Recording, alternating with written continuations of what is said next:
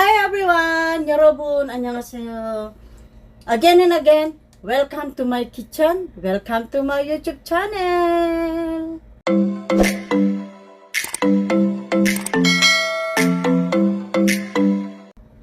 Of course, kaya po tayo nandito dahil magluluto na naman po tayo ng napakasarap na japchae. Kaya guys, huwag kayong aalis. Panoorin ninyo ang ating gagawing japchae today. Ayan po. Ito po yung tangmyeon, Korean noodles. Bumili po ako sa supermarket. So, 1 kilo po siya. Pero hindi naman po natin siya lulutuin lahat. Konti lang po yung kukunin natin dito. So, para lang makita nyo, ayan guys. So, napakasarap po ng japchae na lulutuin natin today. Kaya guys, manood kayo hanggang matapos po ang ating video. So tara na, umpisahan na natin ang ating masarap na japchae. So ito na po yung ating hinandang pork para sa ating japchae. Dito po guys sa Korea, madali pong hanapin ito dahil once na pumunta tayo sa supermarket, makakabili tayo kaagad dahil may nakalagay na pork or meat for japchae. In-slice po nila ng pahaba. And now guys, ilalagay po natin yung ating 2 tablespoons of chinkanjang soy sauce. So ayan guys, ibinuhos na natin yung 2 tablespoons of soy sauce. Next guys, maglalagay tayo ng 1 tablespoon of white sugar. And then next, ilalagay po natin yung ating matsul or alcohol. 2 tablespoon po yan. Next, ilalagay po natin yung ating 1/2 tablespoon of minced garlic. Of course, maglalagay tayo ng kaunting black pepper.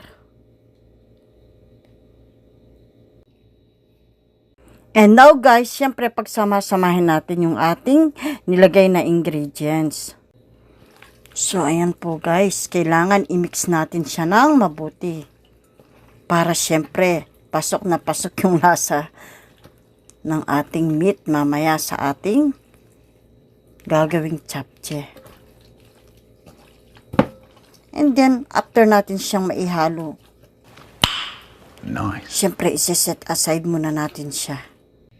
Ito po guys, yung mga hinanda nating gulay para sa ating japchae. So, ayan po guys, niready ko na yung ating fry pan. Kailangan malaki yung fry pan natin. Then, buksan na yung ating apoy. Maglalagay po tayo ng cooking oil. So, ayan po guys, yung ating cooking oil. Next, ilalagay po natin itong ating gulay. So, ayan po ang ating uunahin. Next, itong ating carrots. So, ayan po, kailangan paghaluin natin siya. Pumuputok po siya kasi may tubig. Kailangan talaga inuuna natin yung mga gulay na medyo mas matigas. And now, ilalagay na natin yung ating onion.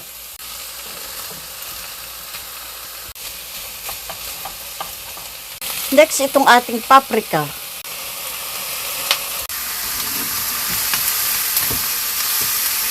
So, ayan guys, kailangan i-mix lang natin ng mabuti yung ating gulay. Hinaan po natin yung ating apoy para hindi masunog yung ating vegetables. Next guys, ilalagay natin yung ating spinach. So, ayan po, nailagay na natin yung ating spinach.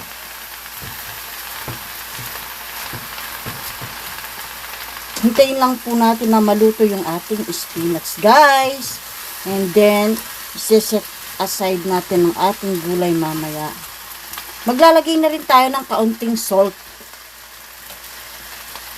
Ayan. And then, i-mix po natin. So ayan guys, tingnan nyo naman, sa kulay pa lang ng ating gulay, talagang napakasarap niya. Hindi lang po siya masarap, very healthy foods po siya. Kailangan ilagay natin dito para lumamig yung ating gulay. So ayan na po guys yung ating gulay. Ngayon hintayin natin siyang lumamig. Please don't forget to subscribe and click the button na po para makasama kita sa journey ng aking YouTube channel. And of course, para po ma-update ka sa lahat ng mga bagong video ating i-upload. So tara na guys, tuloy na natin ang ating pagluluto. Ito guys yung ating fry pan na ginamit kanina. So kahit hindi na natin siya babanlawan. Ngayon ilalagay na natin yung ating pork. Hindi na po natin kailangang maglagay ng mantika guys dahil kanina sinangkapan natin siya na may cooking oil. So ayan po guys.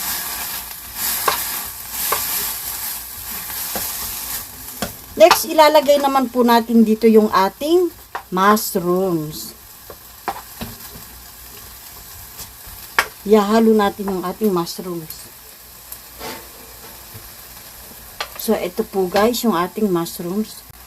So, ayan.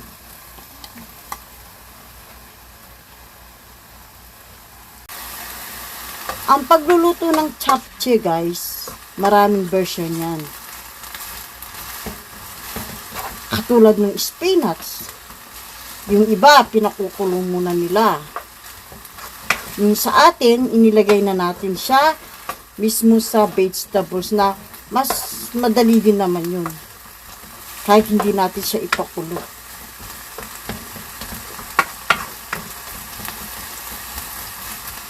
So, hintayin na natin siyang mag-dry. So, ayan po. Makikita nyo guys na may tubig yung ating niluluto. Hintayin po natin mag-dry yung ating mushrooms at pork para masigurado natin lutong-luto siya. So, ayan guys.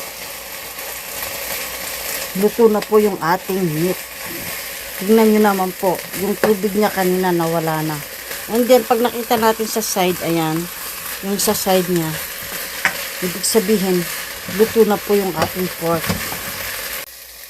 Of course, kailangan patayin na natin yung ating apoy. So, ayan guys, yung ating meat. Kailangan lumamig yan. Ayan, 1 liter po yan. Kumukulo na po ang ating tubig, kaya ilalagay na natin ang ating masarap na tangmyeon. So, ayan po guys. Mga 8 to 10 minutes po lulutuin natin yung ating noodles. So, hayaan lang po natin siyang kumulo dito.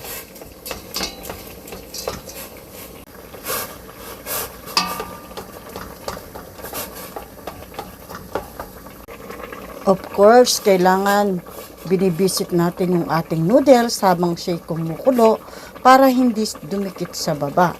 And syempre, kailangan nating tingnan yung ating noodles kung malambot o hindi. So, ayan po, malapit nang maluto ang ating noodles. Ang ating tangmyeon. Ayan, kailangan i-check po natin yung ating noodles kung pwede na siya.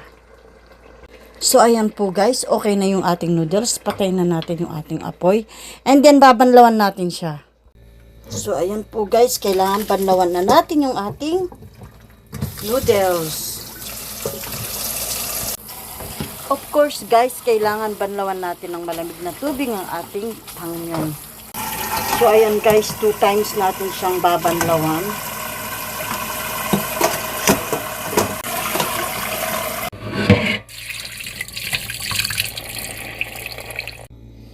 So, ayan guys, kailangan tanggalin natin ng maayos yung kanyang tubig.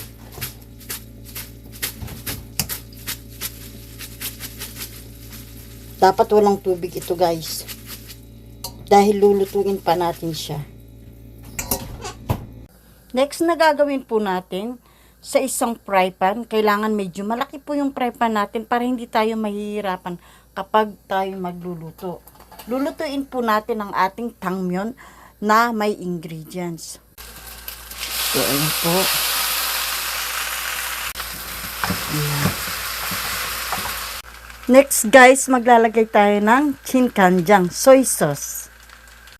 5 tablespoons. Next, yung ating 1 tablespoon of white sugar. Next, ito pong ating mulyot. Para masarap po yung ating tangmyon. Kailangan may mulyot po siya or corn syrup. Next, yung ating cool sauce.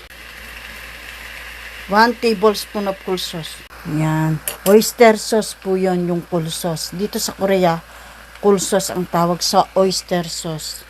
Next, maglalagay tayo ulit ng 3 tablespoon of cooking oil or vegetable oil.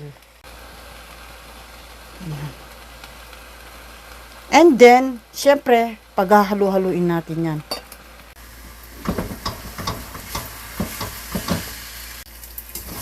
And now, kailangan paghalo-haluin natin yung ating mga ingredients na nilagay sa ating tangmyon. So, hintayin po natin siya maluto ng ilang minutes. So, ayan guys, pwede na po yung ating tangmyon. Wala na po yung tubig niya.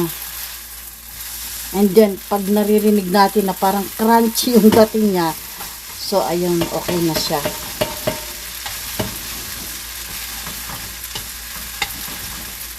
So, tingnan nyo. Ayan, okay na po siya. And now, ilalagay na po natin yung ating noodles sa ating vegetables. And now, guys, syempre, imimix na natin yung ating mainit na noodles sa ating gulay. Siyempre, dahan-dahan lang po tayo dahil mainit-init siya. Huwag po natin kalimutan, maglalagay tayo ng sesame oil. So, ayan guys, siyempre 2 kamay, mas mabilis. Then mamaya, kapag mahaba siya, pwede naman nating slice sa scissors. Tingnan niyo po guys. Oh. Wow. Yung amoy po niya talaga napaka. Wow, ang bang-bango nung yung nilagay nating sesame oil. Alam niyo po ba guys, kaya natin niluto yung noodles sa fry pan para tumagal po siya kahit 2 days to 3 days yan sa rep. Hindi po masisira yan. And now, maglalagay tayo ng masarap na sesame seeds. And then, mix again, of course. Ayan. Sulit na sulit po yung oras natin today. Dahil napakasarap ng ating niluto. So, eto guys, yung ating japchae. Hindi po tayo naglagay ng betchin or magic sarap. Pero napakasarap po niya. So, nasa inyo kung gusto nyo pa rin maglagay ng magic sarap. Time to taste. Siyempre, kailangan tikman natin yung ating nilutong japchae.